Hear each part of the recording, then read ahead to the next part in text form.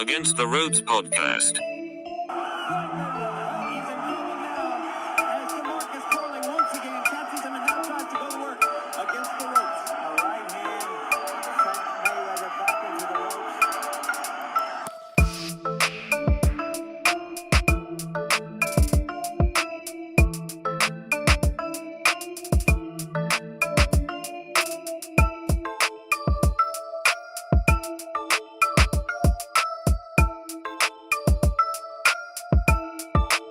Contra las cuerdas.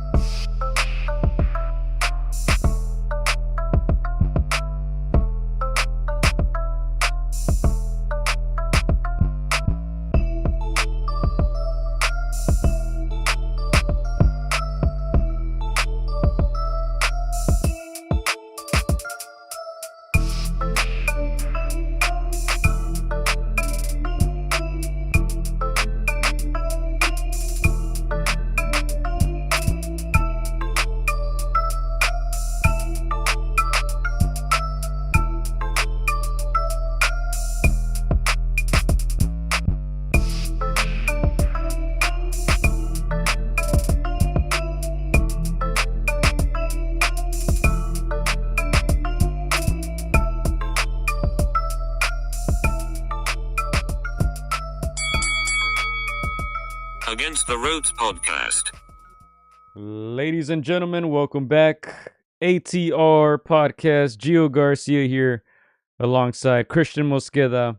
271 Against the Ropes, number 271. Welcome back. Yeah, you said your 271 big weekend. We had, maybe the most known fight that got the worst promotion in the back. Adrien Broner, the problem against Blair Cobbs. Man, what did you think of the fight this past weekend, Julio? So unanimous decision, Blair Cobbs defeats AB. I believe we both predicted that's what was gonna happen, right? A little biased, friend of the show, Blair the Flair, and I think we knew that AB is well past his prime. I'm a bit surprised that Cobbs was able to get to him that early in the fight. Second round, he knocks him down, knocks his teeth out, and wins a unanimous. Even though AB disagrees, but AB disagrees with every decision. He still thinks the hood saw him beat Pacquiao. So, good win for Cobbs, back in the mix. And on the complete opposite, AB might be done.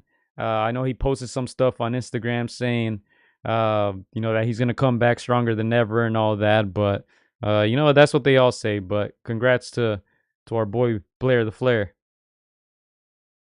Hey, Gio, going to this fight, I was both a little surprised how many people, obviously the name, Adrien Broner, people know him way more than Cobbs, but overwhelmingly, he was favored by the mainstream fans.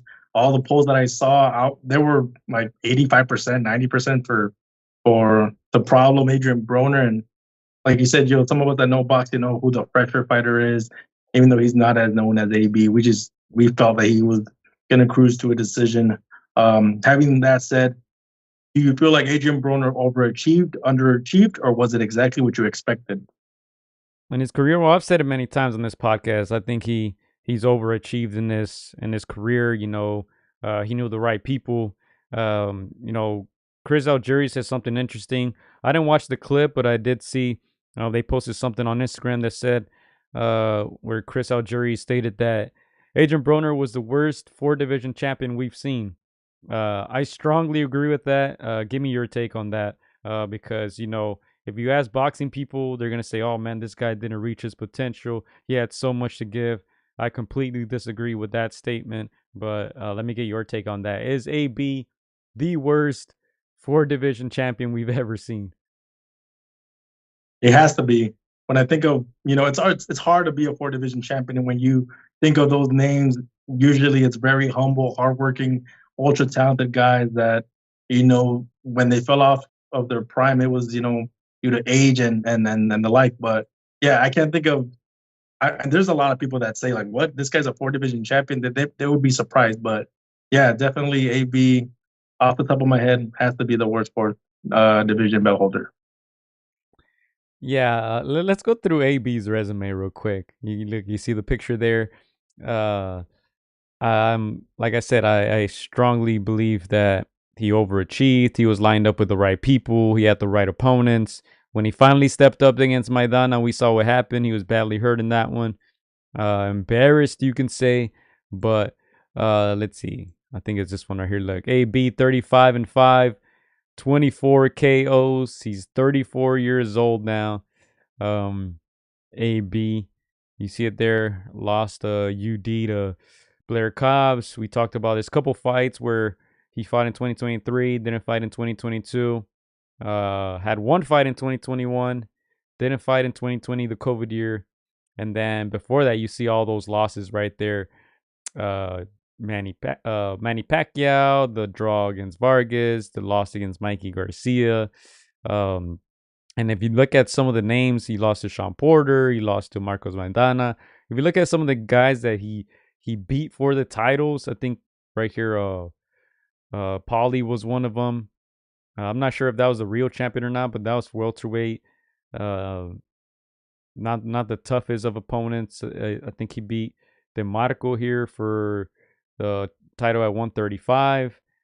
And then he won some vacant belts. Most of these names you won't recognize, but yeah, I mean, 4 division champion is crazy to say because really who can you say was his notable win? I mean, he doesn't have much there on his resume. Yeah, I mean, when you see his resume, you can say he came up short against some named fighters. Never really ducked or dodged a lot of opponents. He didn't take, even though he was aligned with Mayweather, he never really took that Mayweather blueprint, in my opinion. Of course, the one fight that comes to mind is that fight with Maidana, and it seems like that's the thing that just derailed his ascension. But yeah, you're right, Gio. All those names, I almost feel like you do the bare minimum, get like you said, a vacant title, or you get a weak opponent, a weak champion, just to claim a division. But yeah, that's again, there's 4 belts in each division. You just get one, move on to the next division, claim the weakest one, the weakest opponent. He did in my opinion, the bare minimum to be called a 4 division champion. But yeah, again, that definitely has to go down in history, Gio, as the worst 4 division champion, not just because of doing the minimum to get those titles, but just derailing that entertainment value that he had, and just spoiling his everything that some guys wish they had. Yeah, and let's go to some comments real quickly here, as I had pulled up that Blair resume, but we'll get into that. Let's go to some comments here real quick. Adi says, shout out to y'all. Was sleeping on Blair beating AB. Y'all proved me wrong. Props for that. I know on my end, AB just doesn't throw enough punches, man. I feel like I don't know who he can beat nowadays. I think Adi also mentioned, the boxing channel says AB actually looked real good for being an alcoholic person. He's just been inactive for so long. I didn't think he was going to come in good enough shape.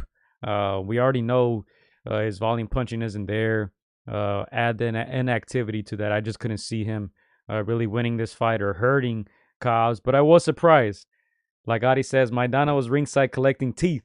I was surprised Blair, like I said, got to him that quick. Kind of an odd sequence there. Lands that clean left counter, actually. It was a clean counter. AB tried to counter with his left hook, check left hook. Instead, he ate that hook by Blair. He went down. He kind of spit his mouthpiece out, and he was looking at something, probably his teeth. A little odd there, but he was able to survive the round and survive for the rest of the fight and all that. But not looking good for Broner, man. Yeah, for me, just like you, Gio, I was a little surprised that Blair caught him early. knocked him down. I was a little bit more shocked though that Broner was able to weather that and survive that. Once I saw his physique, little pudgy in the midsection. Obviously, we almost felt like Blair was going to win this one based on just being active, being younger, his athleticism.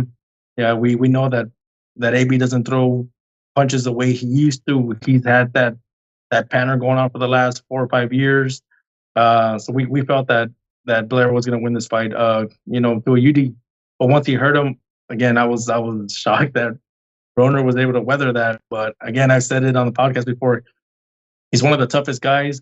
He will go down, but he hasn't ever been knocked out. If he did not get knocked out by Maidana, it shows how tough he is, even in defeat. Oh, is he gonna play? Come on, play it, please. Play it. Ah, it's not playing the AB soundbite. I don't know what's wrong with this, but let me continue to try. Dang it, it's not doing it for some reason. But hold up. Yeah, I was gonna say, Gio, did you predict that he was gonna lose his teeth this match? I know that's the talk of social media after that. Obviously, the knockdown, and then the commentators saying that he lost his tooth, and obviously the wild storm that came after that. No, not at all. I didn't think he was gonna lose some teeth. I'm trying to play the AB soundbite, but it's not playing. But whatever. No, definitely not. I didn't think he was gonna lose some teeth. I didn't think he was even gonna go down against Cobbs. Yeah. Let's go to some comments, man, because people are going in on Cobbs in the comment section. He's a friend of the show. We're a little biased. We've had him on the podcast.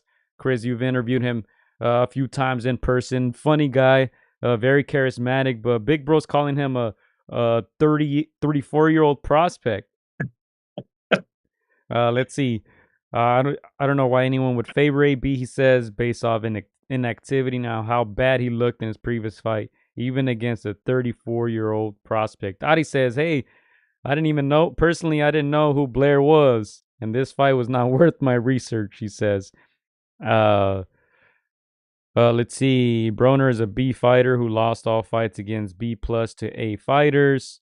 You got to give credit for his chin and heart, says Big Bro. Proved that against Maidana. He was hurt with that shot from Cobbs, but recovered. Well, Mad Dog Ace checking in. Says saludos. Mad Dog also adds AB alcoholic beverages, he says. Doing his thing early in the rounds, just like Cobbs did, Mad Dog. Yeah. Yeah, Joe, I don't know how everybody saw it. I know a lot of people, still find a way to watch this fight. I started watching it because there was a link on YouTube, surprisingly, and I am not gonna lie, Gio, those comments on that street were hilarious, man. I don't know if you got the chance to see it, but what were your first thoughts, Gio, of the production value? Obviously, this was put on by Don King through his promotions. A legend of the sport, but way past his time. What did you think of production value? Obviously, the commentators, the ring entrances, the announcer. What did you think of that? This stream looks cleaner than that, Chris. I didn't watch much. I didn't watch the whole fight, honestly. What was I doing? I was busy. I forgot what I was. Oh, it was a Friday night, so yeah, I didn't watch. I didn't get a chance to watch. I just watched the highlights and the knockdown. The knockdown went viral right away. I tried to watch it on YouTube, but it was like glitchy. It was like it was like 380p or 360p or what? That's a lot. That's a lot of P's. It was probably like in the hundreds, but it didn't look very clean, so I gave up. I turned it off, and I don't know if the real stream looked like that or not, or it was just like the bootleg stream. But yeah, I didn't bother watching. I don't know. It sounds like you did, so you can probably tell us more about the live stream and all that. Yeah, no. Like I said, maybe it was the stream I was watching it, but I doubt it because everybody dropping their comments was saying the same thing. It was very low budget. Obviously, we know these are not like the Canelo type of names. They're not the the Munguia or guys that are just like in their moment. At least for AB, but hey, very entertaining guys. We said it before. Blair Cobbs, friend of the show, very funny. Trying to mix it up, bring in some of that wrestling entertainment aspect of that. Adrien Broner, again, always been about, saying unhinged things and something that's good for boxing, keeps people entertained, whether it's controversial or not. But yeah, the production value not up to these guys' standards. The commentators, no disrespect to them, but it seemed like sometimes they knew who they were talking about. It felt some of them barely finding out who Cobbs was. Again, Don King, legend of the sport, legendary, maybe the best promoter of all of boxing of all time. But of course, we know he's way past his best, and he's in a way he was just lucky to be, doing one more card. But again, yeah, I kid you not, Joe. I felt like we could have called that fight, and we would have had so much fun. It felt like kind of like that kind of low budget card. Oh man, my daughter's 6th grade graduation had better production, says Mad Dog. The fight was free with my Chewy subscription. Adi, is that real? Is that a real thing? I don't know if you guys be messing around. Chewy, I've never heard of that. Low budget card, says Big Bro. Clyde, shout out to Clyde. He says, I didn't even know AB was fighting until I got a bunch of notifications about the loss on my phone. Right. And again, Gio, again, these are AB with the name, with with notoriety. Blair Cosio, maybe not up there in the welterweight, top rankings, but again, very funny guy, good for boxing. That was a lot of the sentiments that the true fans, people that are still gonna try to watch, that fight, were saying that this fight didn't get enough promotion, it didn't get the value it deserved. Even if it's in one of those main cards, even if it's the third, fourth fight down, it would have still been entertaining. But yeah, those comments were just comedy, Gio. I think I read somewhere one of those guys, one of the fans was saying these guys are fighting for store credit, and it just kept going and going and going. But again, overall, it was an entertaining fight, Gio. I don't know who them is, man. Flat out. Oh, I found it. Yes, I found it. And I don't know who NM is, man. Flat out. Hey, there we go. So yeah, Gio, my thoughts to yours. What does Blair Cobbs walk away with?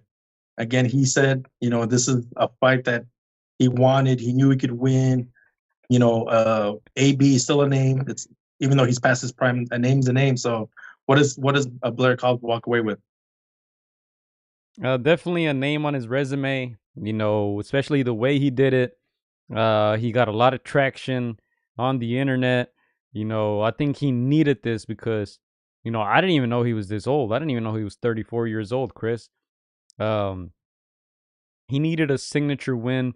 He's been an entertaining guy throughout his whole career, but I feel like all the antics, the theatrics, the trash talk needed to be backed up by something. This is something, Chris. This is something, obviously he's not AB in his prime, but it's still a name. It's going to look good. He can look back at his career once he retires, Blair Cobbs, and say, hey, man, the 4th division champ, look what I did to him. I knocked his teeth out. Adi says, was it Adi who said AB is going to spend most of that check on replacing them teeth, but he needed this. Blair Cobbs at 34 years old, he hasn't been a champion. So I think this will open doors simply because, like I said, all the traction that he gained from this, going back to kind of the production and promotion, Don King, which Mad Dog says Don King needs a smaller jacket.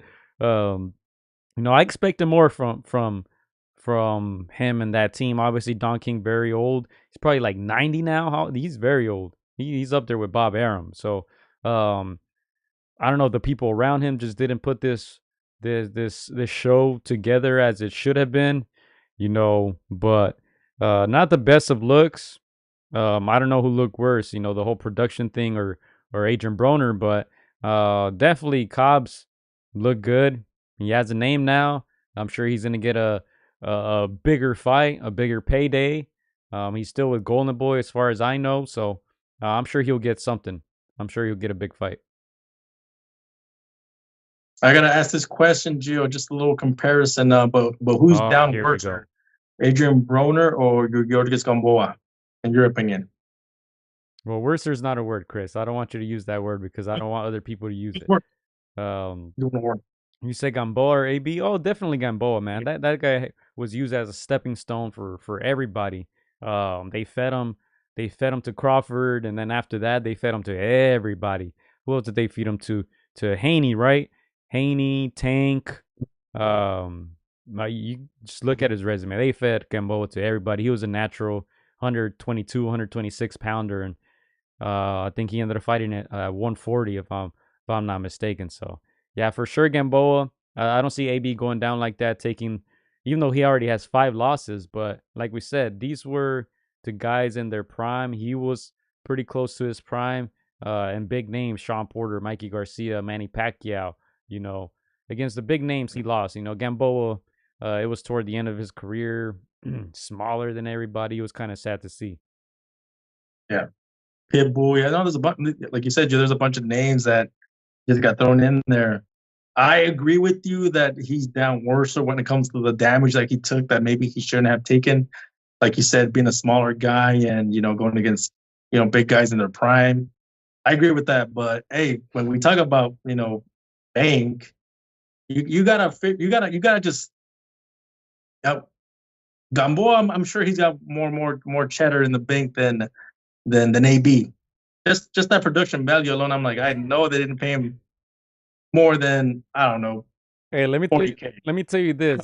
Don King's team probably used the same cameras from the 80s, huh? The same cameras they were using with Mike Tyson, with Chavez back in the day. They're probably using the same equipment. Man, something. And I bet you he's not gonna get full paid. We know some other guys that went on social media last couple of days saying that they didn't get their paper, but do you think we hear AB say, in the coming weeks saying he didn't get his full check, Gio? I don't know, man. Look, it seems like he's gonna continue to fight, like from the post that I saw. So I don't know if he would want to piss off Don King, man. I don't see them complaining. I don't know if you do. Do you think they'll complain about something? I think at this point in his career, like you said, Joe, he's not retiring. I'm pretty sure this is any money is good money at this point of his career. In my opinion. So I don't think he complains, but I wouldn't be surprised if something happens down the line where years from now he says, "Hey, I didn't get my full paper," yada yada yada. But yeah, that was gonna be my next question, Joe. Do you think AB retires? And like you said, he went. There were reports that said he's not done. In your opinion, do you think he should hang him up? Do you think he's done, or do you think that there's something in this fight that made you feel like, hey, maybe AB has another fight in him? I think AB is very fortunate to have fought in this era. I think in any other era, he probably wouldn't get as far as he did. We talked about him being the worst 4 division champion in history. I think he's very fortunate that guys nowadays don't know how to market themselves, even though they have the most marketing tools out of anybody else in history. AB is still entertaining. He's still funny, and I think he can still garner attention. Sell a few tickets, sell a few pay-per-views. I don't know if this was on pay-per-view, but I think he's still a relevant name in boxing. And thanks to this era, there's so many boring boxers that AB still stands out to me. So I think he'll get a couple more fights, Chris. Yeah, no, I completely agree. And it's weird to say, Gio, but I think there was moments in that fight, maybe even the last rounds, where if AB would have let his hands go, I feel like he could have caught, Blair. It's weird to say, but there was just those moments where, just seeing Blair's movements, kept moving, that there was a little bit of pop left in AB. I may even say he's got more of a pop pound for pound than Deontay Wilder. I think Deontay's pop is gone. I think Beast is still slightly there, but he's got to come in shape. He's got to come into focus. I think there's him taking his hiatus, him taking a break from boxing. I think that was a good move for him, but he's got to come in shape, man. I think there's something there. I know he didn't let his hands go, kind of like we predicted, but I don't know. Something tells me there could be more, but we'll see. Well, he did say he injured his, one of his hands, right? His shoulder and I think his hand. He said he had a couple injuries early on in the fight, which I believe it, but even then, I mean, he doesn't use his hand, so was that gonna make a difference? Let's go to some comments here real quick. Mad Dog says Don King promoted The Last Supper, and Bob Arum was one of the waiters. Adi going in on the ring girls now. He said the ring girls were part-time Walmart employees. Yeah. Mad Dog says, y'all think they make a rematch? Let me tell you this. Let's start with this question. Is this Blair Cobbs' best win of his career? He had the Maurice Hooker win before that a couple years ago. I think that's the only one we can point to. Is this a better win than Maurice Hooker?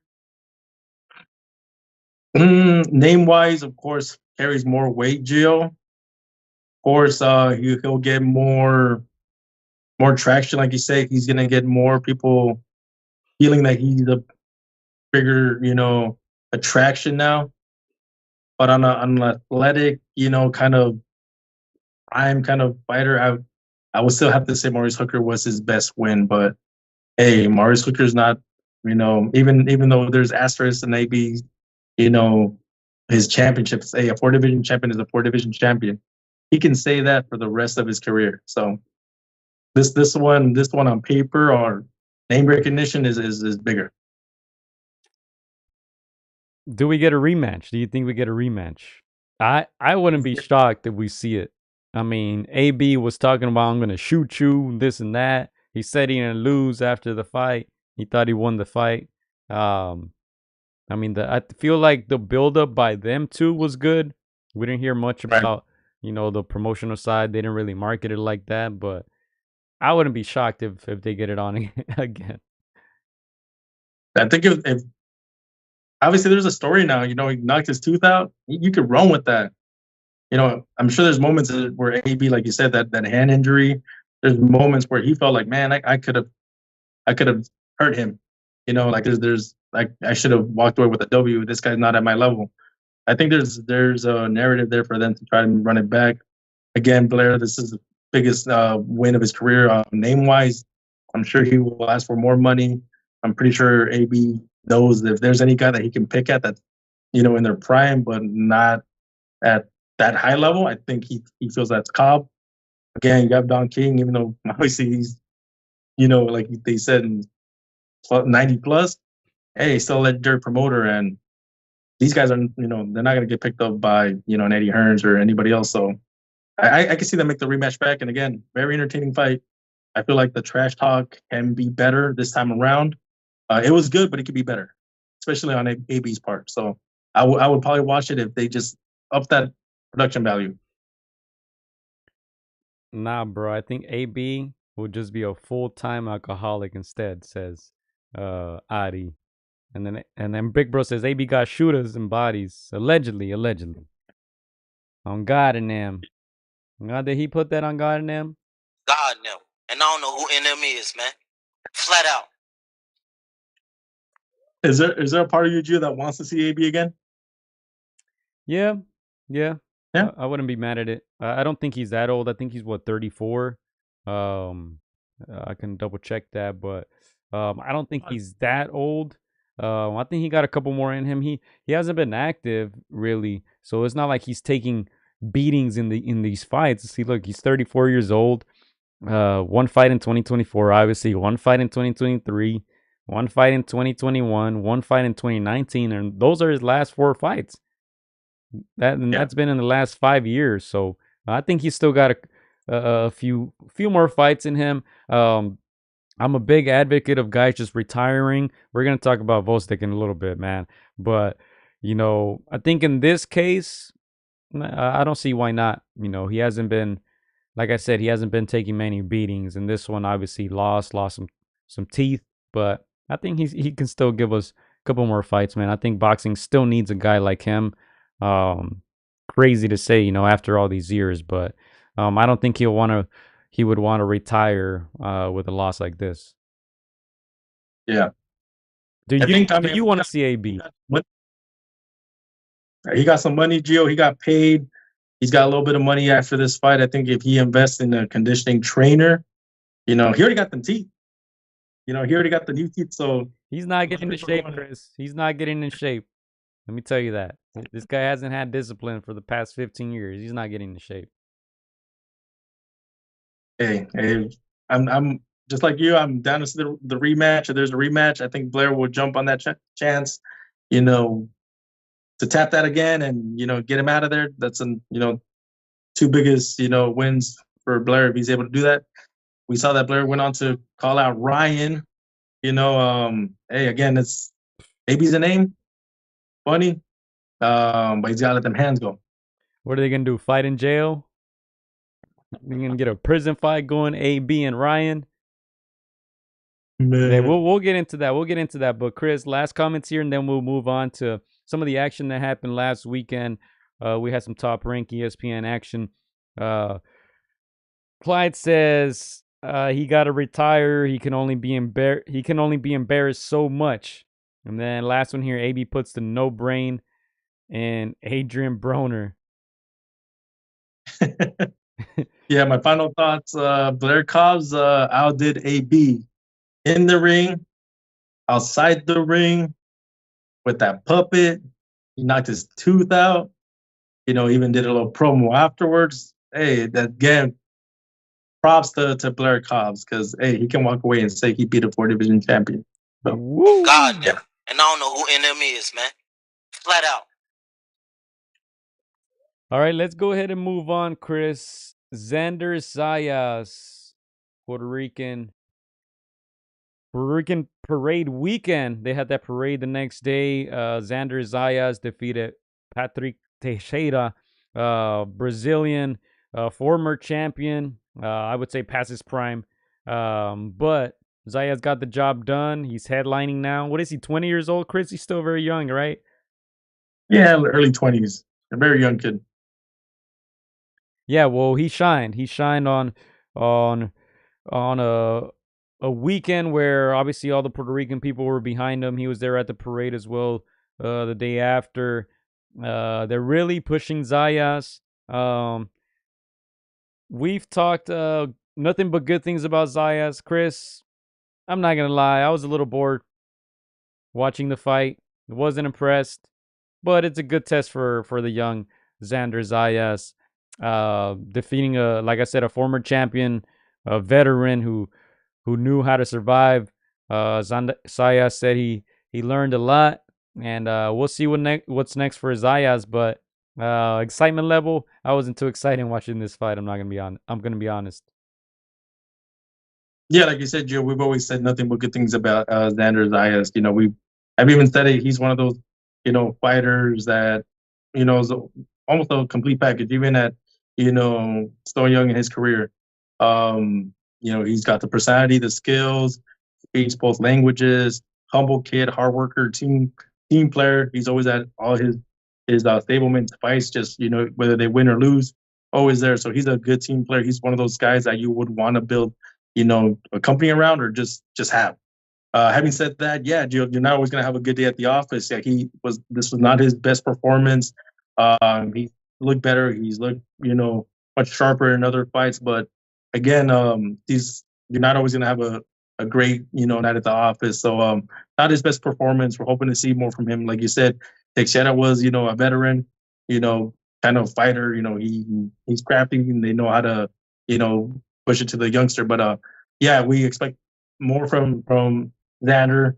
I'm sure he heard it on the social media pages. Not the best look, but I'm sure he's going to come back and work on little things. He's one of those guys that just doesn't want to disappoint his fans. So yeah, he's not a Thursday kind of fighter. He's not one of those guys that just wants to win and snooze people. So I'm sure he'll see these messages and he'll come back stronger. But yeah, definitely one of the upcoming talents in the sport. Yeah, 21 years old. Teixeira, 33. If you look at some of his resume there, I believe he lost to Brian Castaño. Yeah, he lost that decision right there. and that was in 2021, probably his biggest fight there. Um, but dang, Adi said, man, you're sounding like Tim Bradley. Oh man, that's not a good thing. That's not a good thing. If you would have said Paulie, I would have walked away. But let's see. Let's go to some comments here. Oh man, Man Dog going in. He says, I heard Ryan asked for powder shower soap because it takes longer for him to pick it up. Hashtag no Diddy. Damn. Adi says, how come these reggaetoneros don't support these upcoming boxers? I know they used to back in the day. I think Edgar Berlanga, I think he had Don Omar recently, no, in one of his entrances. I know Fat Joe supports those guys a lot, but I think they're still waiting for the next star, man. Obviously Zayas is supposed to be the next guy up, 21 years old. I think the criticism I'm giving him, I think it's fair. I think he's young. I think he's still gonna learn a lot. You don't see many 21-year-olds, on the biggest stage like that. Man, this is new school boxing. This is the era where guys are finally shining in their 30s. How old was Crawford when he fought Errol Spence? His first big fight of his career, he was 35, 36 years old. That's new school boxing, Chris. So we're rooting for Zayas. I want to say that we're rooting for him. He's a young guy. He's stepping up in competition. We'll see what's next. I think that's going to be probably the most interesting part of me, is to see what does he follow this up with. He just beat a former champ, a good veteran, a guy who established himself at 154. So let's see what he follows this up with. Big Bro says he needs to take it slow. He's not ready for Zhu or Virgil. I strongly agree, but yeah, I think he should continue to fight these veterans, continue to get better, and then he's supposed to be the next guy up, Chris. They've basically given him the keys to the city. It was between him and Berlanga, and I think 90-something% of the Puerto Ricans now are banking on Zayas to be the next guy. No disrespect to Berlanga, but it just doesn't seem like he has it like that. Yeah, no, I completely agree. Even though, people like Berlanga early on, he was knocking guys out in one round. He had that, just that breaking down kind of style that's fan friendly. There were just some fights where, once he went up to in competition, he didn't look as good. And, even if you don't get the knockout, Gio, there was just too many flaws in his game where people were like, yeah, it's just not the guy. Just it's not him. And there was even moments where people were like, oh, if he really goes up in competition, he's gonna get hurt, knocked out. And people see that. And of course, Zander, a little bit more technical, still very young. Like Big Bro said, not ready for those top guys. The way it works in boxing, you could make those fights in a year, 2 years, but not advised. Again, very young, good kid. Should, take his time growing in the sport, fixing those flaws that we saw in this fight. But again, he is the next guy in line. I think he's got all the tools. Humble kid, like I said, hardworking. Speaks both languages. People connect with them, and yeah, man, I'll be in Puerto Rico next week. Hopefully, he's there. But I'm sure he's gonna be out there. There's a fight in Puerto Rico. He's gonna want to connect with the fans out there. So we'll see what happens. But yeah, Gio, I have a theory, Gio, and you tell me what you think.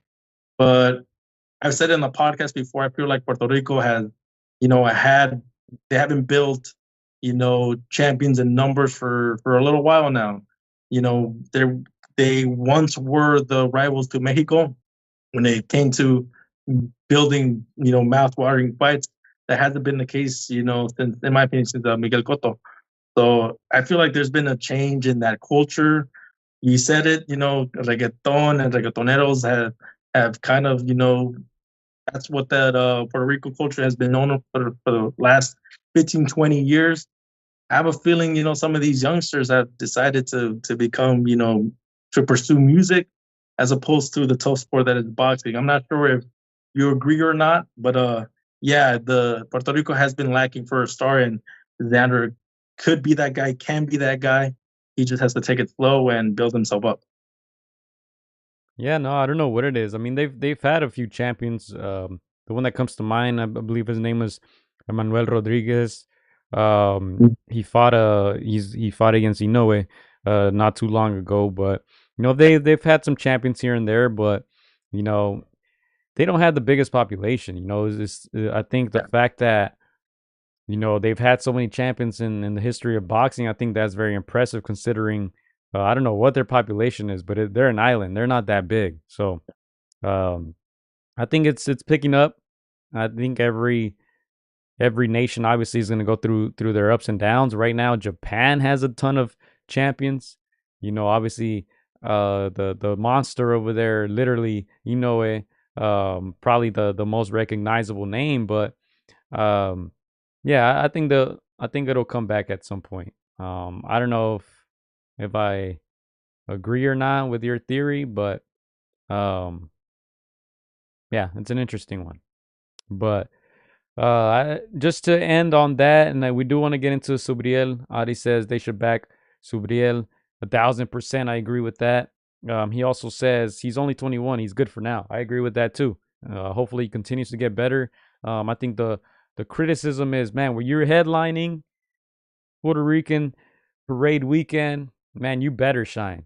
That's my criticism. All eyes on you. You're 21 years old, top rank, put all that pressure on your back. I'm not going to say he didn't deliver because, look, he won. At the end of the day, that's what counts. But I think the performance could have been a little better. But, he's still young. So we'll give him some time. Yeah. Like you said, Gio, the guy that's coming up next, repping Puerto Rico hard, and you might agree with me or not, doesn't get the love I feel like he deserves. He's been knocking every opponent that's put in front of him, and scary dude. Definitely scary dude. Will be at the fight, this coming weekend. But yeah, man, Subriel Matias, man, can this guy, challenge for that crown that Miguel Cotto once had, that Tito once had? Can he be that guy? Yeah, so obviously Subriel Matias, very interesting fighter, 20-1, 20 KOs, and you're probably wondering, man, who did he lose to? We can look it up right here. That loss came in 2020. He lost a unanimous decision. That fight was in Vegas. Petros Ananyan. He actually avenged that loss a couple years after that. He stopped Petros Ananyan. So, he got that one back, but, this guy's been knocking everybody out, literally. When you talk about champions who have that 100% KO ratio, I believe it's only him and Arthur Beterbiev. And dangerous guy, for those who don't know, very unfortunate, but somebody actually died at the hands of this guy. Dadashev, rest in peace. I don't know if you guys remember that incident that happened. Let me see when that was. Right here, 2019. Dadashev didn't make it after that fight. He was hospitalized and didn't make it. And 20 knockouts, 20 wins. Obviously, this guy has a ton of power. There's a reason why I would say none of the top dogs at 140, they're saying his name. Now you hear it a little more, but before, man, everybody was staying away from this guy. He has a title now, so I'm sure he's gonna have some opportunities. But I'm gonna keep repeating it. Dangerous fighter. Not sure Leon Paro is gonna make it out of the 12 rounds. I would be very, very shocked. Leon Paro, 24-0, 15 KOs, 28 years old. He's from Australia. His last fight was against Montana Love, 2023, won by KO. This is one of the guys that our guy. Let me show you. I'm not even pulling it up for you. This is one of the guys that our boy Arnold Barboza has been calling out for years. When this guy decides to, challenge himself against Subriel Matias in Puerto Rico, I don't think that's a good idea. I can just drop my prediction right now. It's not going to be a tough one to decide. I don't think I'm saying anything groundbreaking here. I think Subriel Matias stops him. Yeah, like you said, Gio, our boy Arnold Barbosa was calling Leon Paro for years now. And for a while there, I didn't give Leon Paro too much credit.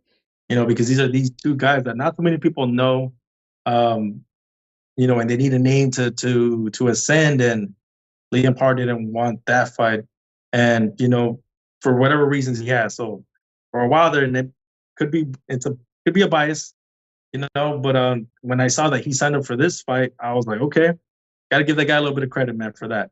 Again, like you said, this guy that he has across from him, one of the most dangerous fighters in the sport, nothing but knockouts, avenged that only loss that he had, and Liam Paro is gonna fight him in the Lion's Den. So you gotta respect the guy that's gonna take on an assignment like that.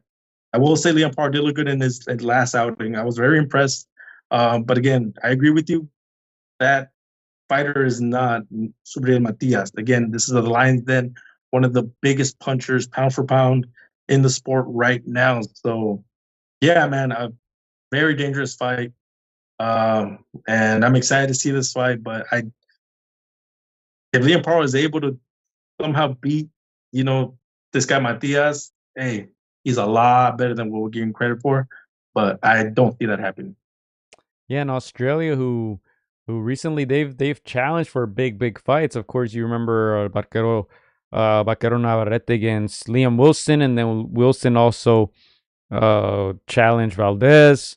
Obviously Tim Zhu versus Fundora. Obviously the Maloney brothers, I don't know who they know, but for some reason they always fight for titles. Insane.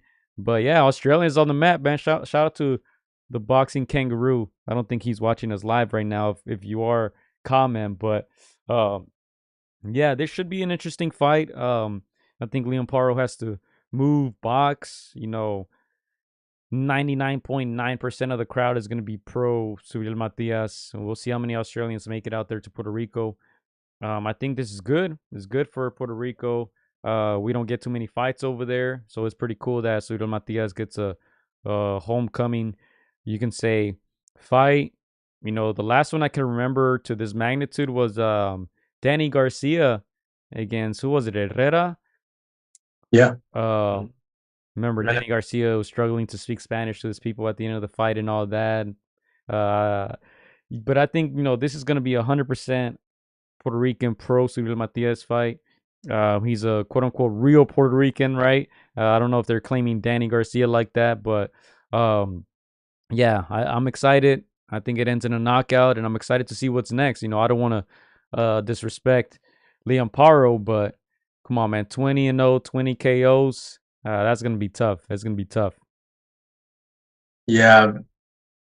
Again, you're not saying anything crazy, Gio. Again, it's hard to bet against a guy that has that's knocked out every opponent, avenged that loss. It's hard, man. It's tough. What percentage of a chance do you give a Liam Paro? Man, if he can box, 25%, I'd say 25, and I think that's very respectable. I'm not sure if you have it somewhere close to that. I think when it's I don't want to say it's a mismatch because Liam Paro may very well box very well in the early rounds, but you just see him being broken down. So I would say 22%, 22%. I think he'll fight very well early on, but again, I think just the pressure will be too much.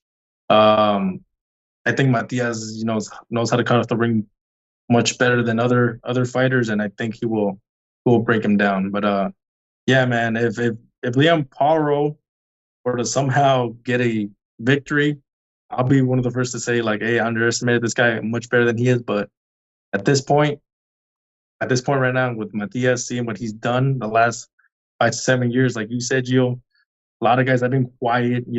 Normally champions don't stay too quiet when they got those belts. But yeah, man, there's a reason why a lot of them haven't wanted to fight Matias. Yeah, and Subriel, he's 32 years old. I think this is where the big fights start coming. Obviously 140 stack division. You still got Teofimo. You still got Devin Haney. Gervonta, I don't even know where he's fighting. But they seem to put him up in that 140-pound division. Ryan Garcia, I'm not sure if he'll stay at 140, but that's definitely an interesting division. And let's not spend too much time on here. Let's keep it moving. Big Bro saying Jai. Pattaya is also Australian.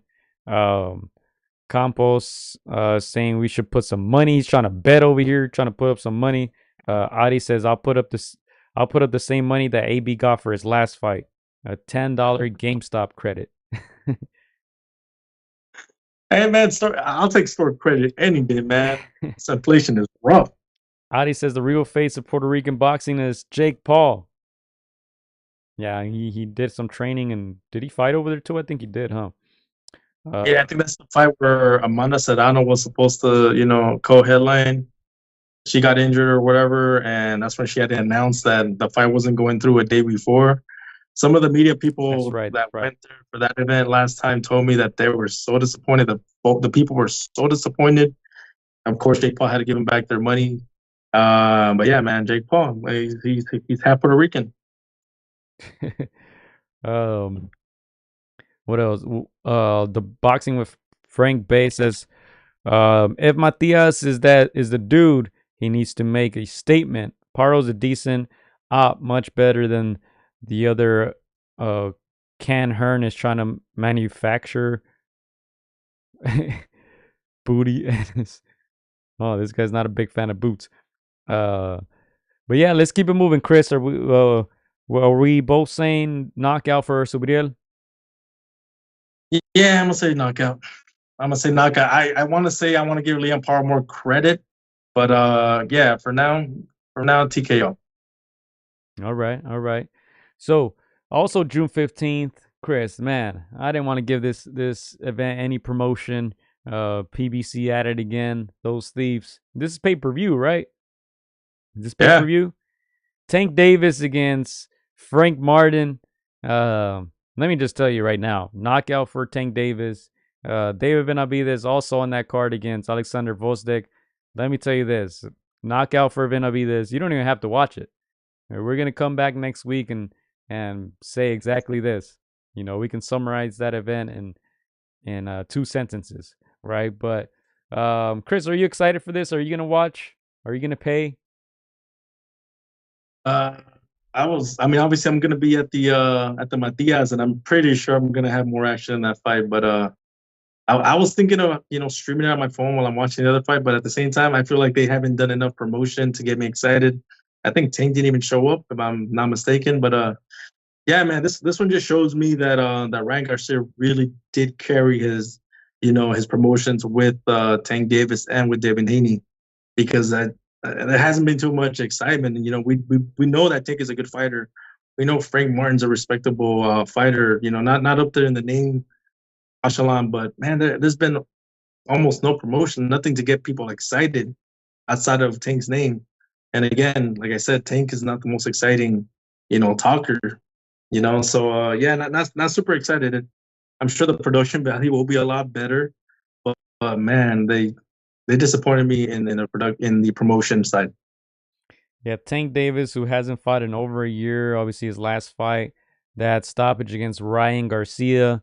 Before that, he fought Hector Luis Garcia.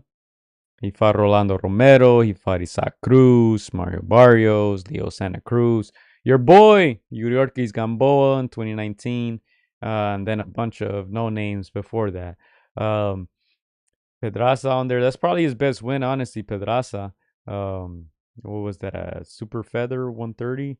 But yeah, not a lot on that resume for Tank. Doing it again. Ryan? What was that? No credit for the win over Ryan? Yeah, that's a second best win, I would say. But obviously, with a lot of people consider that with an asterisk next to it, right? With all the clauses and all that. And then Ryan quitting. But yeah, I mean, I'm not excited about this. Let's see how Frank Martin is coming into this fight. 18-0, 12 KOs, 29 years old. I think they're the same age. He's from Detroit, Michigan, repping in Indianapolis. Before that, he fought Artem Hartuyanyan. I know I killed that. Michel Rivera, Jackson Marinez. Probably his best win. Romero Duno. Some other names I can't pronounce. Not much either by Frank Martin. His last fight was in, get that out of here, 2023, about a year ago. He's fighting. He fought a few times in 2023, 2 times in 2021. So 29 years old, 18-0. I'm not giving him much of a chance. Like I said, I think he gets stopped against Tank Davis, but we'll see what he can do. Yeah, again, both these guys, like you said, you in the late 20s, both around the same age.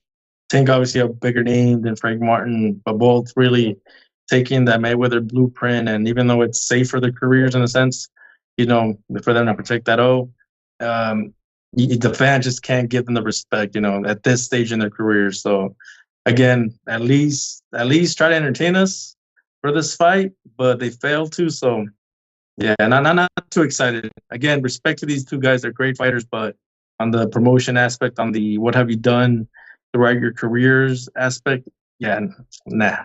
Rather be a Matias fight.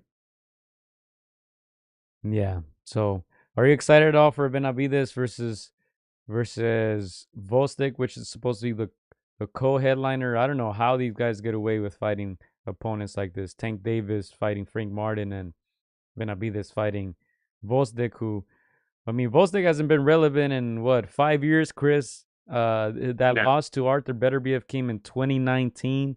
That was a big unification bout. Vostik in his prime in 2019. 5 years later, now fighting David Benavides, being sacrificed, I would say, the sacrificial lamb. We were there during his comeback in 2023, Chris. Josué Obando, I mean, he fought a guy who was overweight. Look, he weighed in at 191 pounds. It was a tiny show. It wasn't even LA, Chris. It was Pomona. So, I mean, not sure why Vostik came back to boxing. I'm sure he could have been fighting in Europe and fighting in bigger cards. And I know he was on one of the Canelo undercards, but not sure this makes sense. What is he now? 38 years old? Let me see. 37 years old. There you see it. Not sure what he's trying to get out of this, but let me tell you this. He's getting stopped and possibly retired. I think it's going to be sad to see. Vostik in his prime, a very good boxer. Probably number one, number two, 175 until he fought Beterbiev, obviously. Beterbiev stopped him in dramatic fashion. So yeah, not sure what Vostik is trying to accomplish here. This fight is supposed to be out 175, I believe. Look, he weighed in at 185 in his comeback, 174. So not sure what the whole point of this is, but obviously it's on the PBC side. It's to make Benavides look good. And yeah, like I said, not sure how guys get away with taking fights like these. Yeah, on a competitive level, not excited, to the point where like you don't know who's gonna win. I think it's clear most people expect Benavides to win. Having said that, I can't hold this too much against Benavides. Is in my opinion, it's not his fault that Vostik, took time off and decided to come back, and he doesn't look as crisp as he once was. So on that stance, like that's not Benavides' fault, but yeah. Chris, it's his fault. It's his fault. He signed the fight. Like, don't excuse him. There's so many guys he could have fought. It's his fault. Yeah. To me, I'm excited to see Benavides just come and do his thing. I think a lot of people are either you hate Benavides or you like him. I am a fan of Benavides. I think he just needs to beat the guy in front of him, and of course he's gonna still try to get that Canelo fight down the road, but he's got to make a statement. And again, Vostik, even though he's not what he once was, I think he will pose problems for Benavides early on. I think he comes from a class of the boxing school, the Ukrainian style. He will pose problems, but just the way Benavides started breaking down a Caleb Plant, I think that's what we're gonna see. So will Vostik be competitive? I think he will be early on, but I just think Benavides is too fast. And in his prime, and again, Vostik just not the same fighter, but you cannot put that on Benavides, in my opinion. Yeah, man. To me, you're 27 years old. You shouldn't be fighting a guy who's 37. Like, you're supposed to be in your prime. You just came off your two best wins. Demetrius Andrade, who's a terrible boxer, but he had somewhat of a name. Caleb Plant, who gained some of a name after losing to Canelo. And look, before that, David Lemieux, another retired guy, Tyrone Davis, Ronald Ellis, Alexis Angulo, guys who we knew he was going to beat. So, um, yeah, this is just another one of those fights. I'm disappointed. Um, and for that reason, I'm out. I'm not watching this. I'm not paying for this. I'm not supporting it. I gave it 5 minutes of my time already, and that's all I got. My final question, Gio. If he doesn't beat him in how many rounds, what is considered you know, just unacceptable in your opinion? I would say 3-4. I would say 3-4. 3-4. You're fighting a guy who's basically retired. It shouldn't take you too long. Okay. I agree. If he doesn't finish him in 6 rounds or under, then yeah, that would be disappointing in my opinion. Even though again I do give Volz the credit for the foundation and the solid boxing that he has, but I feel like that Better fight took so much out of him that it sent him to retirement. Of course, he's trying to climb back up the ranks, but yeah, again, it's just like you said, in his late 30s, going through a fight the way he went with Better he's just not the same fighter. Vosdick is a damn near been retired fighter, and David calls himself the Mexican monster. Obviously, he's not happy about that. Big Bro says Vosdick is washed. Let's see, what else do we have? The point of Benavidez being on this car is to steal Canelo haters and help Stank look relevant and pray he helps sales pay-per-view. Yeah, they're trying to help each other, right? Obviously, Tank Davis not a guy who's gonna sell a ton of pay-per-views. Before the Ryan Garcia fight, he was out here selling 100K, 50K, pay-per-views. So they're trying to put these guys together to get some numbers, but I'd be shocked if this hits 100K. I mean, it's just not a good card because there's so many one-sided fights. There's some names on there. There's some names on this card, but one-sided fights. Let me see. Who else they got? Gary Anton Russell, ranked against a number 32 guy. Carlos Adames against Terrell Gaucher. Gaucher ranked 38. Veteran past his prime. Magzayo's on there versus a guy named ranked 36. Roman Villa against a guy ranked 69. Elijah Garcia against a guy ranked 88. I'm surprised these guys are even ranked. Man, they go that low. That's crazy. 88. You ranked 88. That's wild. One-sided card. You know who's gonna win and who's gonna win by knockout. It's not a good card at all. But hey, it's PBC. No disrespect, but it's PBC. There's a reason why they're struggling. Yeah. Again, I'm not. Obviously they're trying to push this as a name kind of event, and there's some names, but yeah. Again, I'm a fan of Benavidez. I hope he gets that Canelo fight down the road. I think he needs to take a different approach to try to entice Canelo. I've seen a couple videos the last couple of days where he's disrespecting Canelo. I don't think that's the route to try to get Canelo. Take the Munguia route, be respectful. Keep your head down, keep knocking down opponents that are put in front of you, and maybe you'll get the call. But yeah, again, cannot be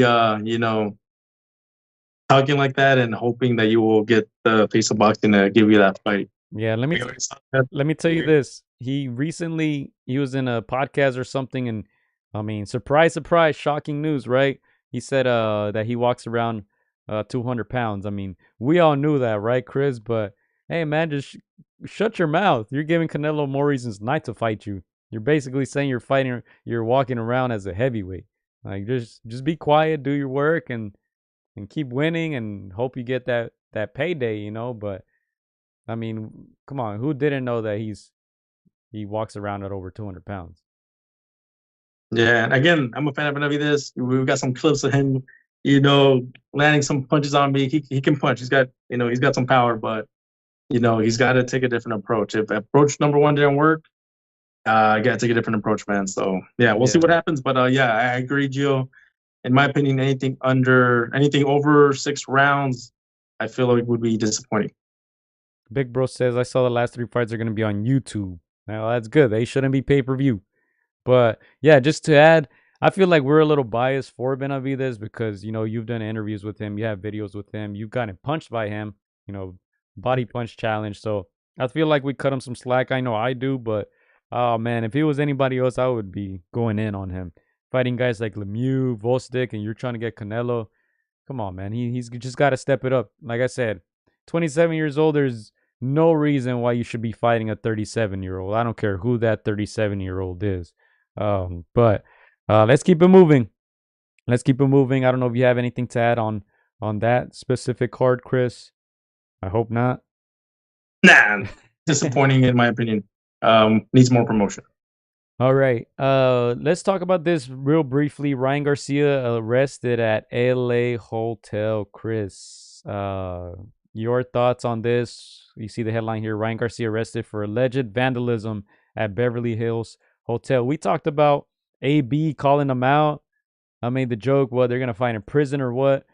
You know, Ryan Garcia also, I don't think we've had a chance to speak on this. We were out for a couple weeks, but his B sample supposedly came out positive as well. They're saying he might get a suspension or something along those lines. Chris, after the biggest win of his career, you know, we all thought Ryan Garcia had the world at the palm of his hands, and everything seems to be going downhill. His mom confirmed that she does indeed have cancer as well. That may be contributing to, you know, his recent behavior, but it seems like it's kind of going downhill for Ryan Garcia at the moment. Yeah, no, again, just like you said, Joe, after that Devin Haney win, a lot of people were labeling him a genius, just the way he manipulated the media, made everybody think that he was going to lose that fight, that he was off the rails. Obviously, post that fight, it feels like that roller coaster is still going on, even with, you know, him amassing the biggest win of his career. So, yeah, man, I feel like if Ryan Garcia is just, you know, this guy just can't be calm. He's you know, up and down, side to side, like you said, Gio, arrested. Definitely a bad look. You know, if you're his promoter, he's a wild card. You don't know if this guy's gonna, you know, hit the jackpot or he's gonna, you know, give you the biggest loss of your company. So it's unfortunate. Again, you mentioned the personal problems that arise. That's really unfortunate, and we hope you know, his mom comes out of that better. But yeah, man, Ryan is just, again, he's a wild card in my opinion, Gio. So yeah, you never know what's gonna happen with him. But yeah, definitely a bad look. You know, sometimes no such thing as bad publicity, but this one's a bad one. So yeah, again, you don't want to go down that path. You know, sometimes it's not even stuff inside the ring; it's stuff outside the ring that derail a fighter's potential. Yeah, and it looks like he's out. And you know, obviously, Chris, we know his family members. We know his mom. She's has actually made an appearance on our podcast before we even knew that she was Ryan Garcia's mom. She was actually on our podcast, tagging along with a friend. We know their brother. You have interviews with Ryan Garcia. You've seen him many times in person. So hopefully they come out of this one. You know, his mom makes it out of this one healthy. Hopefully everything gets better, and yeah, hopefully Ryan gets better too, man. You know, the guy gets a lot of hate, but obviously the troubles that he's going through recently are very serious. So hopefully everything is okay. It seems like he tweeted or something that he's free. So wishing him the best, Chris. Yeah, again, Joe. I mean, we see this in history, man. Too much money, too soon, too young. You know, immaturity. Obviously, now we have social media. We have, you know, so many people vying for his attention. You know, promoters moving you each and every other way.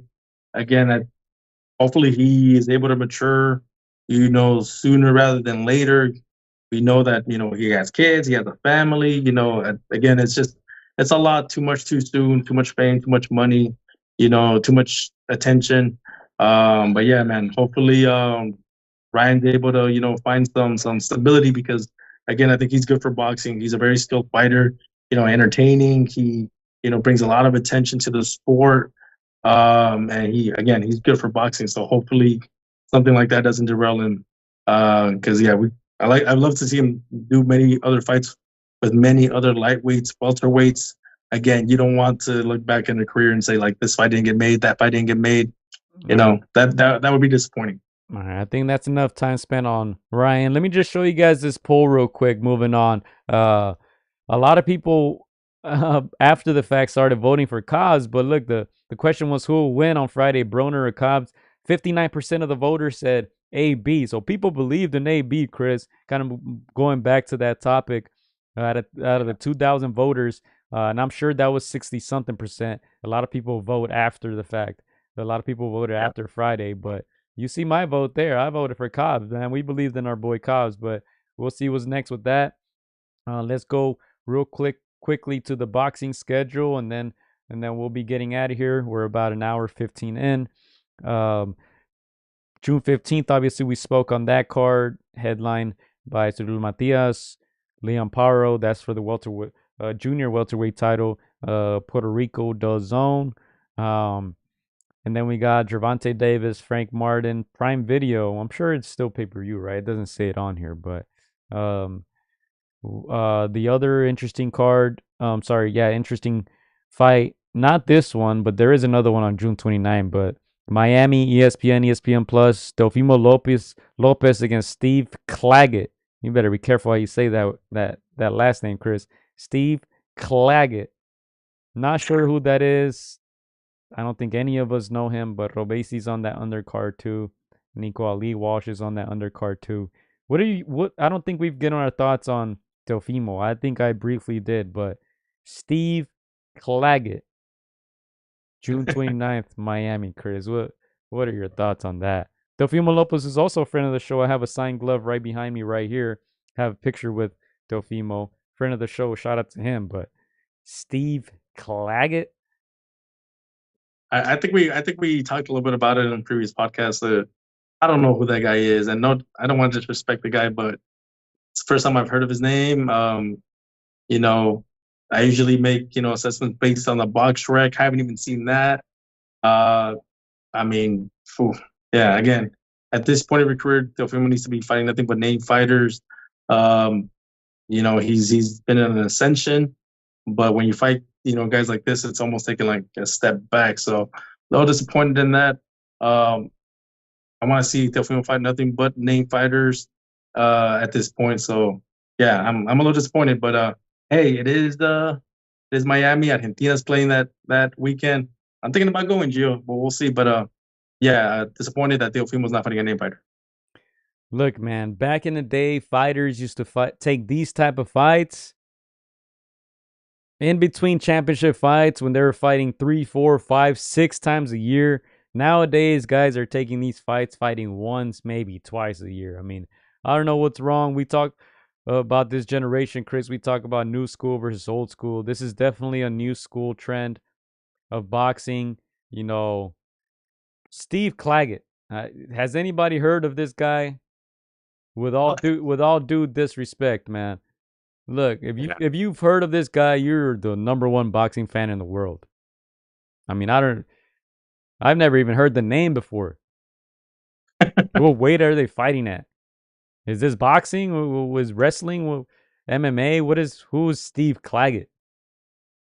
I mean, I don't understand it, man. Like we said, the female friend of the show, but as Boxing with Frank Bay says, can't wait for this Lopez Claggett, LOL. But people shit on Nelo's opponents. Chris, look, Tank Davis out here fighting Frank Martin. Then Benavides fighting 35-year-old Alexander Vostek. Teofimo Lopez in his prime fighting Steve Claggett. Like, what's going on with boxing nowadays, Chris? That's crazy. Yeah. That's crazy. No, it's funny they bring that up. I was watching like an HBO clipping the other day, and Larry Merchant's out there saying like, I think it's talking about Mayweather, and Mayweather's the champion, but he only fights like three times a year now. Dude, that's like a lot of fights now because these guys fight once a year, twice a year, and like you said, you brought up a good point. Yeah, some guys would fight 4 times a year, and you can forgive them when they fight guys like this in between those fights because you know that they're fighting two name fighters out of those four, and yeah, again, it's disappointing when it's only twice a year and it's no name fighters. It's disappointing. Again, I know the business is different and they're trying to maximize on their earnings, but man, it's not good for their legacy, man. When people look back and you judge them, and it's time to induct them into the Hall of Fame, it's this one's not gonna help. Again, you're at this point in your career, you're a name fighter, you're respected by the boxing community. This one just hurts your legacy. 38-7, 26 knockout, Steve Claggett. Does he even have a box rec? Let's see. Yeah, he does have a box rec. Oh man, look at that. Damn, that name's gonna stick in my head now. Like, you said it more times than the promotion. 38-7, 2 draws, 26 KOs. He's 35 years old from Canada. He fought in January of 2024 against Marcos Gonzalez Barraza. Have you guys ever heard of him?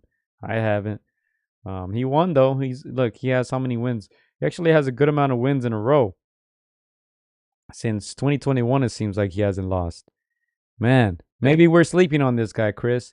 Maybe we should give him a shot. Psych. Just kidding. Man, get out of here, man. I'm done talking about Steve Claggett. Claggett. Man, again, I only forgive Teofimo if he gives us a name fight at the end of the year, man. That's like the only way. But if December comes, if we get no fight, I'm like, really, Teofimo. But yeah, I think that's enough of that, Gio. Yeah, but look, the real fight on June 29th is this one right here. Juan Francisco Estrada, Jesse Bam Rodriguez. Man, that's the one right there. Sonny Edwards against Adrien Curiel on the undercard, but that's the one. That's the one. Where was that on? The Zone, Glendale, Arizona. What a fight. What a fight. Pound for pound again. fight. Again, Gio, that fight is what the fans clamor for. A type of fight where you get the best fighting the best. You got two name fighters, two recognized names, two recognized champions.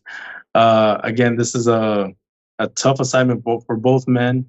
Obviously we know how high we hold our guy in Bam Rodriguez, but again, he's got a tough assignment and a champion across from him. And of course, he's not going to want to pass that torch on, but he's got a young, hungry, in my opinion, one of the future Hall of Famers, future greats in Bam Rodriguez. So this is going to be a great fight, enticing fight.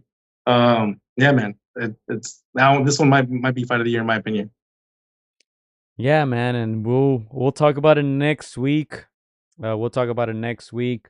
I think that's all we have for this episode. We hope you guys enjoyed it. Thank you guys for keeping that chat lit. As always, thank you to the new guys joining us on the chat. We appreciate it. Make sure to sub if you haven't subbed already.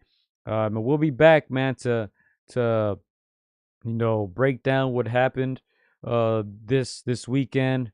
We got Subriel, we got Tank. And then, of course, we got to be back next week to talk about Steve Claggett, Chris. We'll do some more research and find out who this guy is. But yeah, that's all we got for this week, Chris. Anything else you want to add? No, that's it, man. A shout out to Blair Cobbs. Again, he's been telling us for years. He's been hunting AB, and sometimes these guys don't bite. Sometimes that fight never gets made. But hey, he did what he needed to do to entice AB. I gotta give Blair props for bringing in Don King too. Legendary promoter, even though he's like 90 something. So props to Blair Cobbs for that big win, even though AB is past his prime. Yeah, that's a legendary picture right there. Talking about legends. Look at that knockdown. Man, the only thing missing is the tooth. No pun intended. If that tooth was somewhere on that picture, maybe it is. Maybe I got to zoom in. But, man, what a fight. And look at this. AB looking confused like he won the fight or something. Look at him. The hood probably saw him winning. But, yeah, man, that's all we got for this week. God, no. and I don't know who in them is, man. Flat out. Flat out. Thank you guys for tuning in. We'll be back soon. Chris, that's all we got. Thank you, mates. I'm gonna go. Woo! No disrespect, Blair. Steve Claggett. You're probably watching. Shout out to you. We'll do more research on you. On God damn. On God no. And I don't know who in them is, man. Flat out. Hola amigos, soy Juan Gallo. Quiero mandar un saludo para mis amigos de Contra las Cuerdas. Échenle muchas ganas. Un abrazo, muchas bendiciones. Shout out to Against the Ropes. You know what mine is? Let's box, bitches. It's almost fight night. Shout out to Against the Ropes. Thank you for the support. Keep doing your thing. You're doing a great job. So thank you and best wishes. Against the Ropes. Huge shout out to Against the Ropes. Against the Ropes. Shout out to Against the Ropes. Thank you guys for the interview, and hope to see you guys soon. Against the Ropes, always doing the right thing. Shout out to Against the Ropes, man. I appreciate you guys for having me, taking the time out y'all day. Against the Ropes, #1. Freddie Roach. Thank you very much.